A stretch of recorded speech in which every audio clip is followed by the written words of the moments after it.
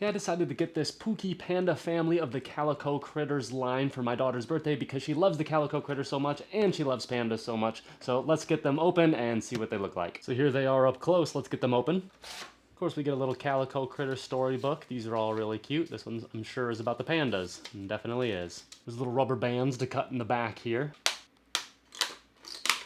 We don't really need to hang on to this background, although it's some nice artwork. Okay, we get 4 pandas here. We get Mother Deborah, Father Walter, baby brother Tyler, and baby sister Angela. Now these toys are a hard plastic, but they're flocked figurines that are really soft to the touch. They're really velvety and really nice, and they're gonna last a long time too. You can see that this family comes with matching outfits as well, with these greens and purple colors. Their clothing is removable. You could just peel off the Velcro right there and take it off quite easily. Now you can see with the Calico Critters that their limbs do move around and their heads spin all the way around. And they got fluffy little tails right here too. It's like a cotton ball. I can't really tell how it's attached, but it's pretty tight, and it doesn't really feel like it's going to come off easily. You can see that Father Walter stands about 3 inches tall, and he's about 1.5 inches wide, and baby sister Angela is more like 1 3/4 inches tall by about 1 inch wide. You see here that they can all stand up on their own just fine, and you can also make them sit down in this position, and they'll all sit down no problem too. Now because of their materials, if you ever get them dirty, you don't necessarily want to wash them, you just want to wipe them off with a clean cloth. I think these are great for newcomers to the Calico Critter family, really good beginner set, but also they're perfect for adding to any Calico Critter set. In fact, I think my daughter is going to have them take over as the new owners of her pizzeria.